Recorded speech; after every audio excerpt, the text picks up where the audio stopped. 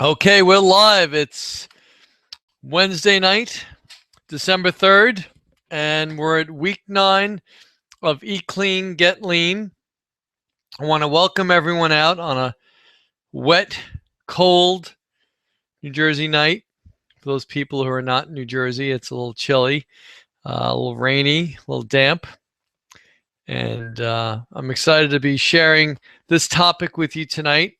We're going to be talking about hormonal response to exercise and stress. And the main topic is adrenal fatigue. So I'm going to go ahead and start sharing my screen. I just want to talk about a couple things real quick before we get started. As you know, Susan sent out a instructions for the week. And let me go ahead and just click on that. There we go. Instructions for the week. And if someone is in a situation where they're having a lot of stubborn fat loss and things aren't really working for them right now, we've gone through the eat less, exercise less, and the eat more, exercise more. And of course, we've talked about going ahead and doing eat less, exercise less during the week, and then maybe eat more, exercise more on the weekends when people tend to eat more, or vice versa, or 4 days on one, 3 days on the other. If you're at a point you're looking to make a little bit of a change, Susan did put on a 4-week jumpstart program. And I'd be more than happy, and Susan and I would be more than happy to work with you through that. But we need to hear back from you. The other thing I would really like to see this week, just as we're getting in after Thanksgiving, getting into Christmas, getting into New Year's, go ahead and take those measurements again. Let's kind of get a starting point. It's the beginning of December. It's only the 3rd. And let's see if we can try to stay on track through the holidays. I don't want people kind of throwing in the towel saying, oh, I gave this a try. It's not working for me. Let me just go ahead and eat, drink, and be merry, and I'll worry about it in January. Because that's not what you paid me to help you do. You paid me to help you get through the holidays without adding another 10 to 15 pounds. And you know what? There's no time like the present to just kind of dig your heels in and saying, okay, Mike, I'm with you. Because Susan and I are going to do this with you. We're not going out drinking and partying and eating the whole month and gaining 10, 15 pounds. We're consistent and persistent with our lifestyle, our diet, our nutrition. And to that, I have to tell you, I have 8 people who have responded to the ID Life campaign that we've put together. Sign up for ID Life on the scheduled delivery and get a free workout, a free training session at KM Fitness. So if you're on the line and you're local, and even if you're just in the Eat Clean, Get Lean program and you're not training at the studio, it still qualifies for you. Now, if you're at a distance, and we certainly could put something else together for you, that would be fantastic as well. But okay, I have enough people on the line now. I've talked enough. Let's get into what we're going to be doing today. So adrenal fatigue. Now, I will tell you, just taking a sip of my drink here. In 2014, we're still calling this adrenal fatigue. There's a lot of great research that I'm trying to stay on top of. This name is going to change shortly because they're repositioning, not just focusing on the adrenal glands, but a little bit more of what we're going to be talking about and how other systems come into play with the adrenal glands. So this term adrenal fatigue may go by the wayside in the next year or so, but for tonight, we're still calling it that. So let's just move ahead here. So adrenal fatigue response to stresses do we have? We have physical stress, we have mental stress, we have emotional stress, we have spiritual stress. Okay, so your body's going to respond to stress, and of course, your adrenal glands are where you excrete all your excitatory hormones, your adrenaline, your epinephrine, norepinephrine, the things that get the system moving a little bit faster. your fight or flight response. We've talked a lot about fight or flight response in the past. So what are we going to talk about tonight? What are you going to learn? Well, we're going to have an in-depth lesson about your adrenal glands. We're going to discover how your adrenal stress impacts your thyroid, menstrual cycle, and so forth. And we're going to give you solutions on how to correct your adrenal fatigue. So let's start with the adrenal glands. Where are they and what do they do? Well, the adrenal glands are two small glands about the size of large grapes, which sit over your kidneys. They are located towards the back of your body near the bottom of your ribs on each side of your spine. And the adrenal glands are responsible for the fight or flight hormones, like I just mentioned. They also help to regulate blood sugar, and that's an important component we'll talk about. They also help to regulate blood pressure, and they also help to control your immune system. So what is adrenal fatigue? And this is the definition. Adrenal fatigue is a collection of sites. I'm sorry, Susan just walked in the room. It's not advancing. Okay, we're going to go back, guys, because I just realized that it's not advancing. So I'm going to switch screens. That's what we're seeing. Yeah, I'm going to try to fix it. Hold on a second. We're experiencing a little technical difficulty. Please stand by.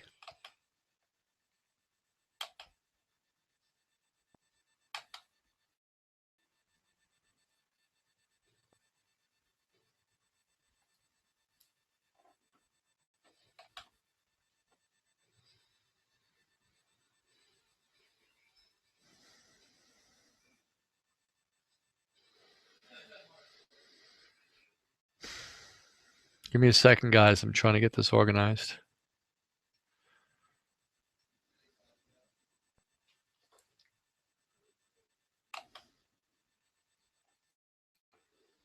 Start from the beginning. Okay, let's advance the slides.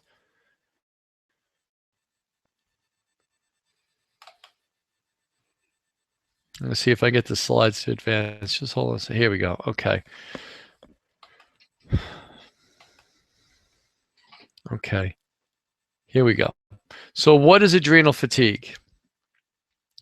I know I'm a little bit ahead of everyone because from the time I say it to the time you hear it is about a 30-second delay. So hopefully you guys are kind of catching up with me. I'm just going to go ahead and start talking. And if there's a problem, Susan will come back in the room and she'll let me know there's a problem. Adrenal fatigue is a collection of signs and symptoms known as a syndrome that results when the adrenal glands function below the necessary level. Some common causes of adrenal fatigue are prolonged stress, such as overexercising, extreme dieting. And what we mean by extreme dieting is a calorie-restricted diet or a diet that is extremely low in carbohydrate. Now, to this, we've talked about adding starch in the evening to help you sleep. It also helps to regulate your blood sugar. Okay, so it's really important that we focus on that. We've talked about this numerous times. Blood sugar fluctuations, again, going from periods of eating a lot of sugar to periods of cutting out all starches and sugars. And illnesses, especially respiratory infections such as influenza, bronchitis, or pneumonia. Then these are times where your body's under a lot of physical stress.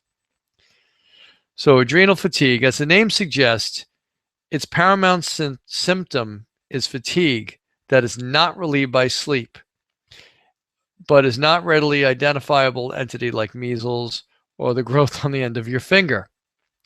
You may look and act relatively normal with adrenal fatigue and may not have any obvious signs of physical illness, yet you will live with a general sense of unwellness, tiredness, or gray feelings, or as we used to say in physical therapy, feelings of malaise. Okay, so a lot of times people are going to the doctor, what's wrong with me? You know, my everything's fine, but I just can't can't bounce back. I just feel tired all the time. So how can you tell if your adrenal glands are fatigued? Well, you may be experiencing adrenal fatigue if you notice one or more of the following. You feel tired for no reason. You have trouble getting up in the morning, even when you go to bed at a reasonable hour. You feel run down or overwhelmed. You have difficulty bouncing back from stress or illness. You crave salty or sweet snacks. You feel more awake, alert, and energetic after 6 p.m. than you do all day, and loss of libido.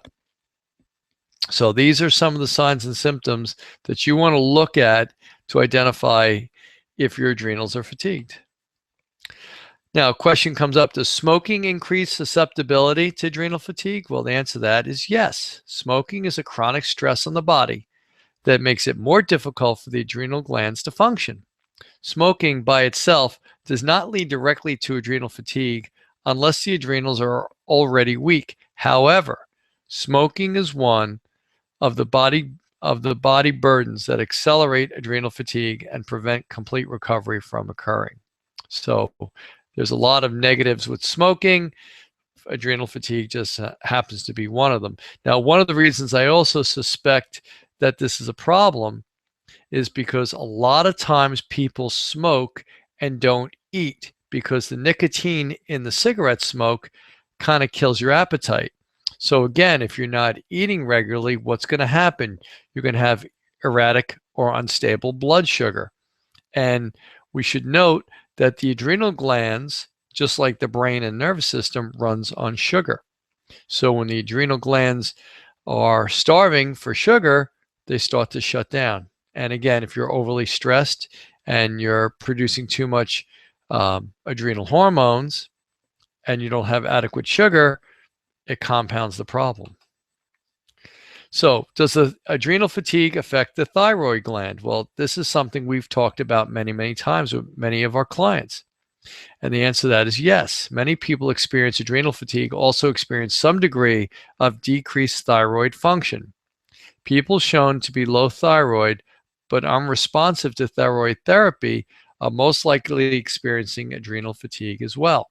So if you have a normally healthy thyroid, okay, and your adrenals are dysfunctioning, and that's what's causing the thyroid dysfunction, then treating the thyroid isn't the answer. Treating the adrenal glands obviously would be the place to start. So for these people to maintain healthy thyroid function, the adrenals must be supported in addition to the thyroid. Now, does adrenal fatigue affect a woman's menstrual cycles? Well, the answer to that is yes. Adrenal fatigue can negatively affect many aspects of a woman's hormonal cycles, including menstrual flow, PMS, perimenopause, and menopause. So let's talk a little bit about the HPA, HPT, and HPG axis. So let's break down what those mean. HPA is hypothalamus pituitary adrenals. The second one, HPT, is hypothalamus pituitary gland thyroid. And the last is HPG is it's the hypothalamus pituitary gonad axis. Okay, all of these glands all communicate with each other, and if one is off, it's going to throw the others off. So these are a complex set of direct influences and feedback interactions between the hypothalamus, the pituitary, the adrenal glands, the gonads, the ovaries, and the testicles, and of course the thyroid as well. Question came up earlier about the thymus. What does the thymus gland do? The thymus gland is responsible for or to help with your immune system, just so you know. Also, if you look in this picture, you're also going to see the ovaries, the testes, and the pancreas. Now, the pancreas comes into play because that helps to regulate blood sugar as well, because the pancreas secretes insulin. And I also see the pineal gland is in this picture too, and the pineal gland is located back behind your eyes. And this is the gland that's stimulated, just so you know, when you try to sleep with the lights on or you're using electronics in the evening. and it causes your inability to help fall asleep because it raises cortisol levels and blocks the manufacturing and the secretion of melatonin. So what did we say about melatonin and cortisol in an earlier call when we talked about sleep a couple of weeks ago?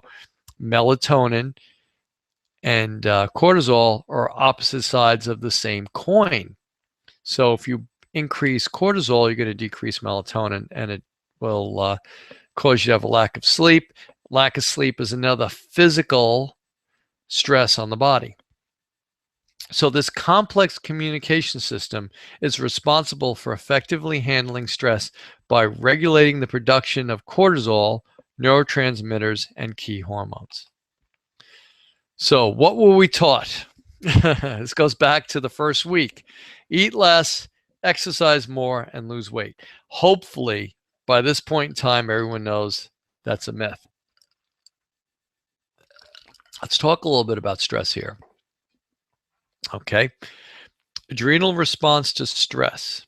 Stress like sitting in a stressful meeting, for example. You have an increase in sweating, increased heart rate, and increased blood pressure. These are all hormonal responses to stress. The fight or flight hormones increase. You get a significant increase in cortisol.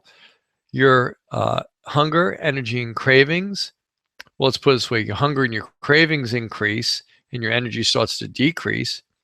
You might decide to overeat, and you might increase alcohol consumption because that's the response to stress. And this is an ever-flowing cycle here. So we have to find a way to break that cycle. So what's so bad? What can happen? Well, we also have something called metabolic resistance. Let's talk a little bit about that.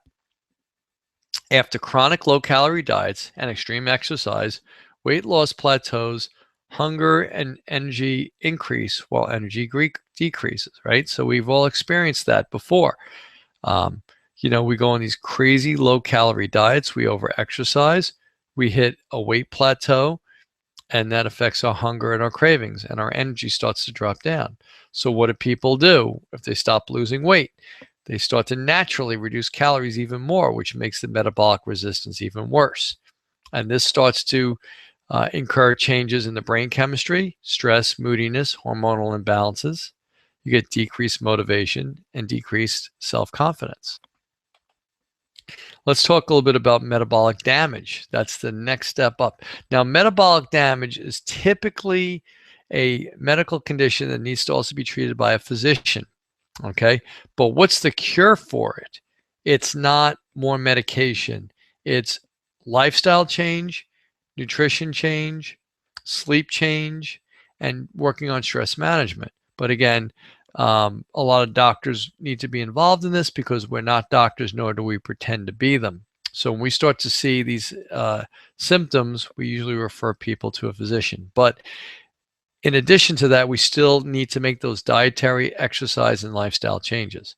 So what do we see with metabolic damage? We see adrenal fatigue. We see polycystic ovarian syndrome. We see digestive issues, gas, bloating, constipation, diarrhea. This is all we also see irritable bowel syndrome, hypothyroidism, which is indicative of things like poor growth of hair and skin and nails and extreme fatigue, autoimmune diseases like rheumatoid arthritis, MS, fibromyalgia, and you start to see increased muscle wasting and an increase in body fat.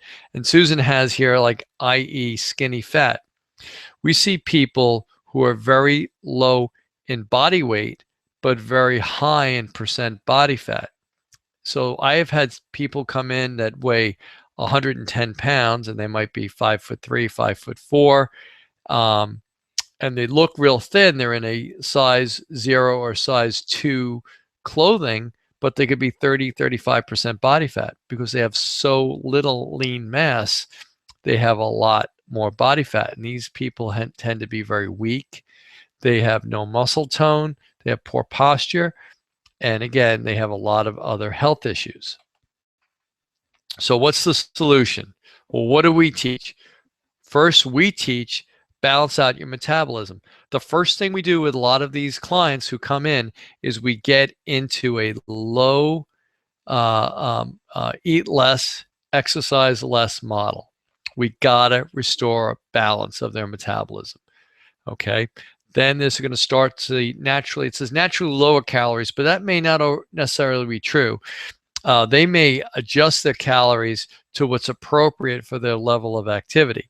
So a lot of times people come in, they've been on a very low calorie diet and they've been over exercising. So what do? We actually decrease the amount of exercise they do, and we may actually start to add calories to their diet to help balance out their metabolism. That's why we're coaches. We're not just books. It's not like open the book and do this. It's like, okay, what is your situation?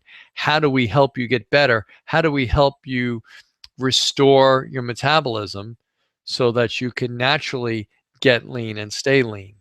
Because sometimes it's not about weight loss. Sometimes it's about weight gain in order to restore someone's health. So what can we do? Well, 3 meals a day, 2 protein shakes, and 1 whole food meal. Now, those protein shakes do not mean low calorie. Don't make that mistake of thinking that, okay? These shakes should be robust. For someone who has, say, 100 pounds of lean mass, maybe 20 to 25 grams of protein is adequate. But if you're 150, 160, 170, 180 pounds lean mass, you're going to need more protein. So you need a robust amount of protein. We want to load these protein shakes up with vitamins, minerals, and nutrients. So we may put, 2 big handfuls of spinach or kale or collard greens into the blender. We may add things like branched chain amino acid.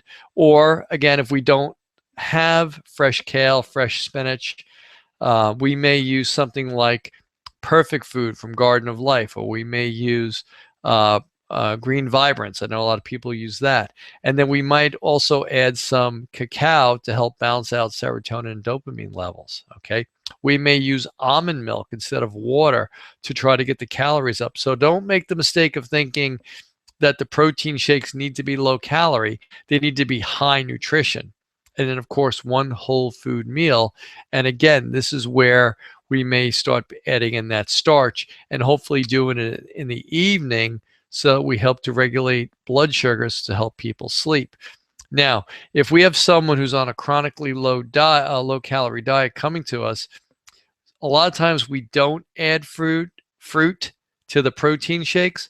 But in your situation, if you're below your goal weight and your blood sugar is really erratic, we may start to add low glycemic fruits to these shakes, like blueberries or raspberries or strawberries or blackberries, okay? Or we may just throw a half a banana in there because we do want to get more calories into you. Again, this is where the coaching comes in. And we're going to try to advance the slide. Here we go. Okay. 3, 2, 1 workouts. Okay. So this is more of a eat less, exercise less model. 2 strength training routines. Okay. We want to go through the 4 exercises. We always teach the bench press for the chest and shoulders, the lat pull down or a rowing exercise for your back and biceps. We're going to do a squat type movement, to work the legs, and we may do an overhead press again to get the triceps and the shoulders involved. And we want to do 10 repetitions. We want to have breathlessness and burning. We do want to get a lactic acid response. So let's say we did 2 a week. Let's say we did 1 on Monday, 1 on Thursday, and then 1 hour of walking per day, 7 days a week, so that we can help to balance out hormones. And again, what happens when we walk? Our body senses that we're prospering, and it allows a healing to occur. So what is the adrenal response to exercise and stress? Well, again, there are times we want intensity. We want to increase sweating because the sweating isn't just a cardiovascular effect. It's a hormonal effect. We want to increase your heart rate, and we are going to get an increase in blood pressure. But we're going to get the lactic acid response, and the release of that releases the healing compounds. And what are those healing compounds? Testosterone, human growth hormone, other tissue repair hormones. And again, we're going to get increased thermogenesis. We're going to help to burn more fat. And again, those are the things we're looking for. But again, the coaching comes in is how much intensity are we going to do? How many times a week are we going to do this? And what's considered to be adequate rest? These are the things that we look at when designing an exercise, both a strength training program and a cardiovascular program. Excuse me, I'm going to get a drink. And some people have said to me, Mike, what about the burst training instead of the walking? Okay, burst training could be one of your 2 resistance training programs for the week. We could certainly take out a strength training program, put a burst training in if that's what we want to do. But typically burst training comes in more when we're doing the eat more, exercise more model, and not just trying to balance out hormones. A lot of times with adrenal fatigue and thyroid problems, we're trying to help balance metabolism first, and then we add the higher levels of exercise, the more aggressive exercise, and again, the higher calorie meals. But let's go back to basics. Let's talk about working to reconcile your chronic health conditions like the adrenal fatigue, which is our topic for tonight. Again, restorative exercise. I can't say enough about this. I go for a massage twice a month. I use chiropractic at least once a month. Okay, these are things to help to heal my body. Everyone knows that I went over to Asbury to the tile massage, and I did the 30 minutes of floating in the isolation salt saline solution. Okay, that was for relaxation. Another thing we just came across that we're going to have to try after Christmas is something called the Bear and the Birch. It's a Russian day spa that one of my clients recommended to us. And they have things like sauna, massage, steam rooms, jacuzzis. They have all the other spa services like massage and all that kind of good stuff. So, and again, spending time with friends and laughing and enjoying yourself, these all help to restore the body. So what are the big rocks, little rocks? These are things in importance we talk about with nutrition. Again, when you're trying to get your nutrition in, protein, carbs, and fats, that's where we start. Those are the big rocks. Then we start to look at vitamins, minerals, and water.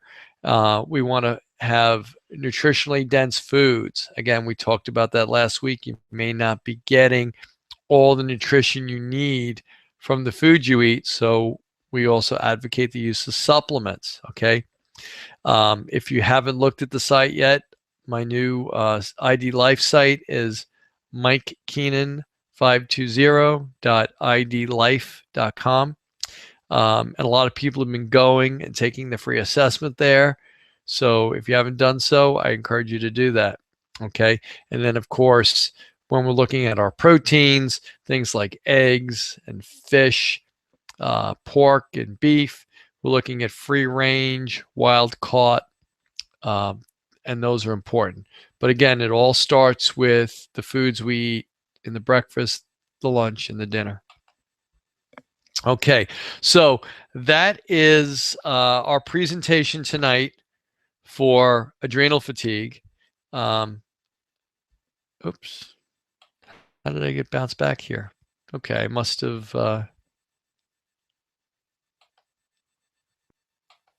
Okay, sorry. I got ahead of myself there. So let me go back.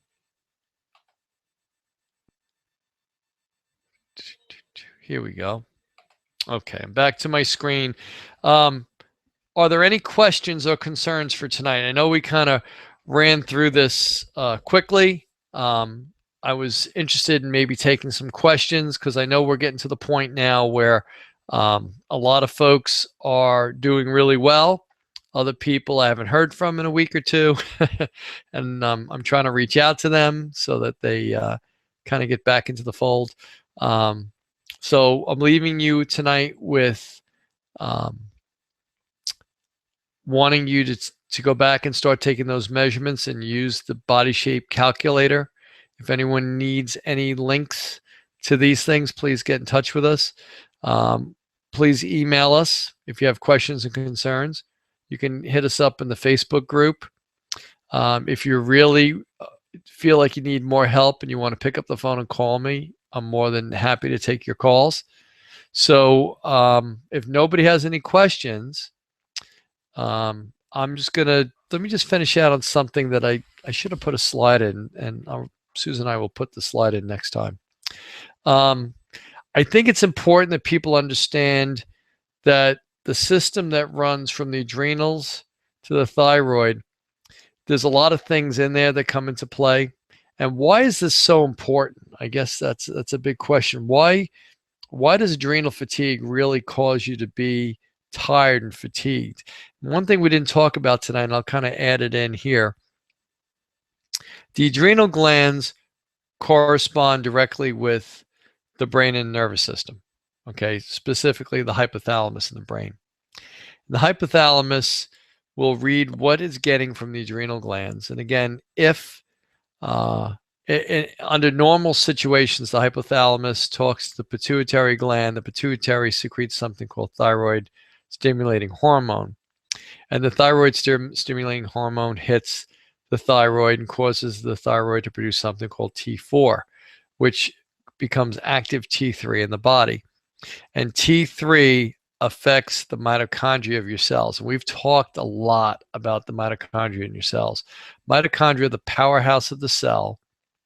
And if the mitochondria isn't functioning properly, then it doesn't power the cell. And if the cell feels tired, that's where the fatigue comes in. So I just want to kind of put a little finish there. And I think when we do this again in January, we're going to go ahead and put some more slides in there, because I think that end process, leading up to the mitochondria, is something we want to talk about. And then we also want to talk about how that affects, again, the sex organs and some of the other systems in the body. So I'm going to wrap it up. If anyone has any questions or concerns, again, get in touch with us. And next week, we're going to talk about carbohydrates and the carbohydrate tipping point. Everybody have a great night. I'll talk to you soon. Bye-bye.